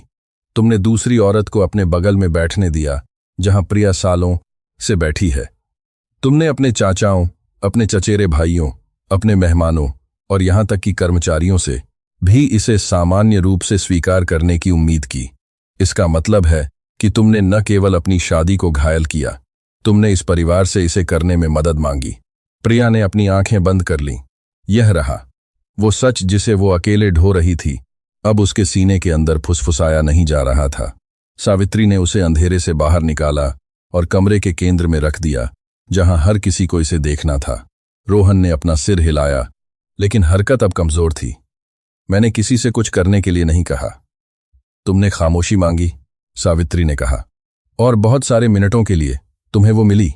उस वाक्य ने मेयर के चारों ओर के चेहरे बदल दिए, क्योंकि खामोशी अचानक विनम्रता से कम और भागीदारी से ज्यादा लगने लगी। रोहन के चचेरे भाइयों में से एक एक महिला जो प्रिया को सालों से जानती थी ने अपनी कुर्सी पीछे धकेली और खड़ी हो गई। उसकी आंखें गीली थीं। प्रिया, उसने धीरे से कहा, मुझे माफ कर दो। प्रिया ने जवाब नहीं दिया, लेकिन उसके कंधे एक बार कांपे। फिर रोहन के चाचा भी उठे, बुजुर्ग, कठोर, शर्मिंदा। सावित्री सही हैं, उन्होंने कहा। हमें कुछ कहना चाहिए था। उसके बाद कमरा बदल गया। छोर से नहीं, नाटकीय रूप से नहीं, बल्कि छोटी मानवीय हरकतों में, कुर्सियों के खिसकने, आंखें उठाने। लोग आराम की कायरता से जाग रहे थे। रोहन ने चारों ओर ऐसे देखा जैसे परिवार ही उसके खिलाफ हो गया हो, लेकिन वे उसके खिलाफ नहीं हुए थे। उन्होंने आखिरकार प्रिया से मुंह मोड़ना बंद कर दिया था। सावित्री रोहन के करीब आईं। उनकी आवाज धीमी हो गई, लेकिन हर शब्द साफ रहा। तुम इस परिवार में इसलिए पैदा नहीं हुए थे कि तुम हमारे नाम को बेईमानी के लिए ढाल के रूप में इस्तेमाल कर सको। मल्होत्रा नाम पुरुषों को परिणामों से बचाने के लिए मौजूद नहीं है। यह इसलिए मौजूद है क्योंकि तुमसे पहले की पीढ़ियों ने समझा था कि घर के अंदर सम्मान बाहर की प्रतिष्ठा से ज्यादा मायने रखता है। रोहन का गुस्सा पहली बार डगमगाया। उसे लगा कि यह अब कोई निजी तर्क नहीं है जिसे वो बंद दरवाजों के पीछे माफी मांगकर संभाल सकता है। परिवार ने व्यवस्था देखी थी, परिवार ने अपमान देखा था, परिवार ने खामोशी की अनुमति दी थी, और अब परिवार को इसका जवाब देना होगा। प्रिया आखिरकार मुड़ी। उसका चेहरा शांत था, लेकिन उसकी आंखों में एक ऐसी महिला की थकावट थी जो जितना कोई जानता था उससे ज्यादा समय से मजबूत थी। मैं कभी नहीं चाहती थी कि यह एक तमाशा बने, उसने कहा। सावित्री का भाव नरम हो गया। तुमने इसे नहीं बनाया। प्रिया ने रोहन को देखा। नहीं, उसने बनाया। रोहन चौंक गया। इसलिए नहीं कि वो चिल्लाई, क्योंकि वो नहीं चिल्लाई। प्रिया ने मेय के चारों ओर उन लोगों को देखा जिन्होंने कभी उसे परिवार कहा था, जिन लोगों की उसने मेहरबानी की थी, जिन्हें दिलासा दिया था, जिन्हें याद रखा था, और जिनकी उन तरीकों से रक्षा की थी जिन्हें उन्होंने शायद ही देखा था। मैं इस परिवार से प्यार करती हूं, उसने कहा। मैंने इस मेयर का सम्मान किया, इसीलिए आज रात इतनी गहरी चोट लगी, क्योंकि मुझे अजनबियों ने अपमानित नहीं किया। कोई नहीं बोला। प्रिया फिर से दरवाजे की ओर मुठी। इस बार रोहन ने उसे रुकने के लिए नहीं कहा, और जब वो बाहर निकली तो कमरे ने नुकसान को स्पष्ट रूप से समझा। रोहन ने सिर्फ एक पत्नी को धोखा नहीं दिया था, उसने पूरे परिवार को यह देखने के लिए मजबूर कर दिया था कि उनकी खामोशी की क्या कीमत थी। प्रिया के कदमों की आहट हॉल में फीकी पड़ गई, लेकिन मेज पर कोई नहीं हिला। भोजन कक्ष वैसा ही दिख रहा था जैसा कुछ मिनट पहले था। मोमबत्तियां अभी भी जल रही थीं, चांदी अभी भी चमक रही थी, क्रिस्टल के गिलास अभी भी रोशनी पकड़ रहे थे, लेकिन कमरा खुद बदला हुआ महसूस हुआ, जैसे किसी ने एक बंद खिड़की खोल दी हो और ठंडी सच्चाई को अंदर आने दिया हो। सालों तक मल्होत्रा परिवार ने शिष्टाचार के साथ असहज क्षणों का सामना किया था। वे जानते थे कि तनाव में कैसे मुस्कुराना है, विषय कैसे बदलना है, आवाज़ें तब तक धीमी कैसे करनी है जब तक कि बदसूरत चीजें लगभग सम्मानजनक न लगें। उन्होंने दर्द से बचने के लिए एक पूरी भाषा बना ली थी। आज रात नहीं, सावित्री मेय के सिरे पर खड़ी थीं और रोहन को ऐसे देख रही थीं जैसे वो अपने पोते को नहीं, बल्कि उस आदमी को देख रही हों जो वो बनना चाहता था। अब, उन्होंने कहा, हम दिखावा करना बंद कर सकते हैं। रोहन की आंखों में चमक आ गई। क्या दिखावा? सावित्री का चेहरा नहीं बदला। कि यह भ्रम था कि सिमरन सिर्फ एक मेहमान थी, कि प्रिया को दरवाजे के पास गलती से बिठाया गया था, कि यहां हर कोई ठीक नहीं समझ रहा था कि वो क्या देख रहे थे। सिमरन अपने नाम की आवाज़ पर चौंक गई। रोहन दूसरों की ओर मुड़ा, समर्थन खोज रहा था, लेकिन जिस कमरे ने कभी खामोशी से उसकी रक्षा की थी, अब उसे कुछ नहीं दे रहा था। उसके चाचा उसकी आंखों से नहीं मिल रहे थे, उसकी चचेरी बहन ने अपने हाथों को कसकर गोद में रखा था, परिवार का वकील सीधा आगे देख रहा था, उपयोगी न दिखने के लिए सावधान था। तभी रोहन ने सावित्री के हस्तक्षेप के खतरे को समझा। उन्होंने न केवल प्रिया का बचाव किया था, उन्होंने शिष्टाचार की शरण को नष्ट कर दिया था। शिष्टाचार के बिना उसके लिए छिपने की कोई जगह नहीं बची थी। दादी, उसने कहा, अपनी आवाज़ को धीमा करने के लिए मजबूर करते हुए, यह एक निजी मामला है। सावित्री का जवाब तुरंत आया, तो तुम्हें इसे निजी रखना चाहिए था। ये शब्द मैं पर एक जज के हथौड़े की तरह लगे। रोहन का जबला कस गया, लेकिन उसके पास कोई जवाब नहीं था। वही आदमी जो बोर्डरूम में घंटों बोल सकता था, जो निवेशकों को शांत कर सकता था और पत्रकारों को मोहित कर सकता था, यह नहीं बता सकता था कि उसकी पत्नी को दरवाजे के पास क्यों बिठाया गया था, जबकि दूसरी औरत उसके दाहिने हाथ पर बैठी थी, क्योंकि कोई ऐसा स्पष्टीकरण नहीं था जो उसे उजागर न करे।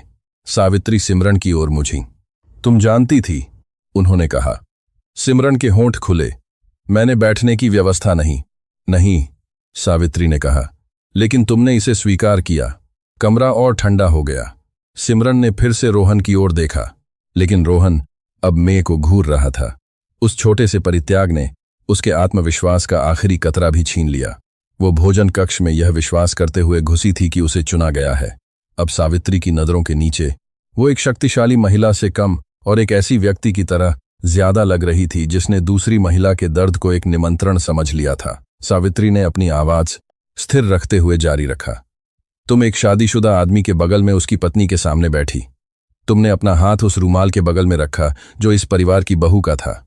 तुमने प्रिया को दरवाजे के पास बैठने दिया, जबकि तुमने वो जगह स्वीकार की जो उसने सालों की वफादारी से कमाई थी। अब निर्दोष होने का नाटक करके मेरा अपमान मत करो। सिमरन ने थूक निगला लेकिन कुछ नहीं कहा। रोहन पूरी तरह से खड़ा हो गया। बस, आप उससे पूछताछ नहीं कर सकती। सावित्री उसकी ओर मुझी। मैं उससे पूछताछ नहीं कर रही हूं रोहन, मैं उस चीज का नाम ले रही हूं जिसे तुमने सबके सामने छिपाने की कोशिश की। एक लंबी खामोशी छाई रही, और उस खामोशी में सच्चाई को वापस छाया में धकेलना असंभव हो गया। उस समय पर हर कोई जानता था कि कुछ गड़बड़ है। जिस पल प्रिया कमरे में दाखिल हुई, उन्होंने उसकी हिचकिचाहट देखी थी। उन्होंने सिमरन को रोहन के बगल में देखा था। उन्होंने दरवाजे के पास कुर्सी देखी थी। उन्होंने सावित्री के एक शब्द कहने से पहले ही अपमान को समझ लिया था। लेकिन उन्होंने इंतजार किया था। उन्होंने इंतजार किया था क्योंकि अमीर परिवार कायरता को विवेक कहते हैं। उन्होंने इंतजार किया था क्योंकि कोई भी सतह को तोड़ने वाला पहला व्यक्ति नहीं बनना चाहता था। उन्होंने इंतजार किया था क्योंकि प्रिया चुप थी, और चुप थी रहने वाली महिलाओं को अक्सर ऐसी महिलाएं समझ लिया जाता है जो कुछ भी सह लेंगी। सावित्री उन्हें यह भूलने नहीं देंगी। उन्होंने मेर के चारों ओर एक चेहरे को देखा। यह परिवार प्रिया का जनी है। उसके कमरे से चले जाने के बाद सहानुभूति से ज्यादा यह उसके क्षणी था साहस का, जब वो अभी भी इसमें बैठी थी। इस वाक्य ने कुछ तोड़ दिया। रोहन की चचेरी बहन ने अपना मुंह ढक लिया। उसके चाचा ने अपना सिर झुका लिया। यहां तक कि दीवार के पास खड़े नौकर भी दूर देखने लगे। प्रिया की शर्मिंदगी से नहीं, बल्कि इसे देखने में अपनी ही लाचारी से। रोहन की आवाज अब कमजोर निकली। आप इसे और खराब कर रही हैं। नहीं, सावित्री ने कहा, मैं इसे ईमानदार बना रही हूं। यही अंतर था। महीनों तक रोहन सावधानी से 5 इस माले लग दिलाकर रहा। व्यवस्थित झूठों, देर रातों, व्यापारिक यात्राओं, शांत स्पष्टीकरणों के अंदर रहा था। एक फोन उल्टा रखा हुआ, एक जैकेट की जेब में मुढ़ा हुआ होटल आरक्षण, और अंत में यह डिनर जहां विश्वासघात को अच्छे शिष्टाचार में पहनाया गया था और मोमबत्ती की रोशनी में परोसा गया था। सावित्री ने आवरण को फाड़ दिया था। उन्होंने कमरे में हर व्यक्ति को चीज को ही देखने के लिए मजबूर कर दिया था। एक पत्नी को अपमानित किया गया था, एक मालकिन को सम्मानित किया गया था, एक पति ने खामोशी की उम्मीद की थी, और एक परिवार ने लगभग उसे दे दी थी। सावित्री में से दूर हट गईं। यह डिनर खत्म हो गया है, उन्होंने कहा। किसी ने बहस नहीं की। रोहन गुस्से और कुछ ऐसा जो लगभग डर जैसा लग रहा था से पीला होकर खड़ा रहा। सिमरन दीवार के पास अकेली खड़ी थी। अब उस कुर्सी से सुरक्षित नहीं थी जिसे उसने लिया था। परिवार अपनी ही विनम्रता के मलबे में बैठा था, आखिरकार यह समझते हुए कि खामोशी ने शांति नहीं बनाए रखी थी, इसने सिर्फ झूठ की रक्षा की थी। और भोजन कक्ष से कहीं परे प्रिया मल्होत्रा उस जगह से दूर चली गई जिसे उन्होंने उससे लेने की कोशिश की थी। उस एक चीज को ले जाते हुए जो उस मेय पर कोई भी वापस नहीं दे सकता था, उसकी गरिमा। प्रिया ने पीछे मुड़कर नहीं देखा। उसके पीछे मल्होत्रा भोजन कक्ष उन लोगों से भरा रहा जो आखिरकार अपनी खामोशी की कीमत समझ गए थे। रोहन ने शाम के नियंत्रण से ज्यादा खो दिया था। उसने बहानों की सुरक्षा खो दी थी। सिमरन ने यह भ्रम खो दिया था कि दूसरी महिला का दर्द उसके सम्मान का स्थान बन सकता है। और सावित्री मेज के सिरे पर खड़ी होकर वो कर चुकी थीं जो किसी और में करने की हिम्मत नहीं थी। उन्होंने सच्चाई को नजरअंदाज करना असंभव बना दिया था। प्रिया एक टूटे हुए दिल के साथ बाहर निकली, लेकिन टूटी हुई आत्मा के साथ नहीं। उसे किनारे धकेल दिया गया था, उससे झूठ बोला गया था, और उसी परिवार के सामने अपमानित किया गया था जिसका वो कभी सम्मान करती थी। लेकिन उसने प्यार के लिए भीख मांगने से इनकार कर दिया। उसने वफादारी के लिए प्रतिस्पर्धा करने से इनकार कर दिया। उसने सिर्फ यह साबित करने के लिए एक कुर्सी पर बैठने से इनकार कर दिया कि वो अभी भी मायने रखती है। और यही जीवन का सबक है। कभी भी सहन किए जाने को मूल्यवान समझे जाने के साथ भ्रमित न करें। कभी किसी को बुनियादी सम्मान के लिए लड़ने पर मजबूर न करने दें। प्यार के लिए अपमान की जरूरत नहीं होनी चाहिए। वफादारी केवल किसी के पक्षे जाने के बाद नहीं आनी चाहिए। और गरिमा कोई ऐसी चीज नहीं है जो दूसरा व्यक्ति आपको देता है। यह कुछ ऐसा है जिसकी आप रक्षा करते हैं, भले ही दूर जाना दुख दे। प्रिया की शक्ति चिल्लाने में नहीं थी, यह अपनी कीमत जानने में थी।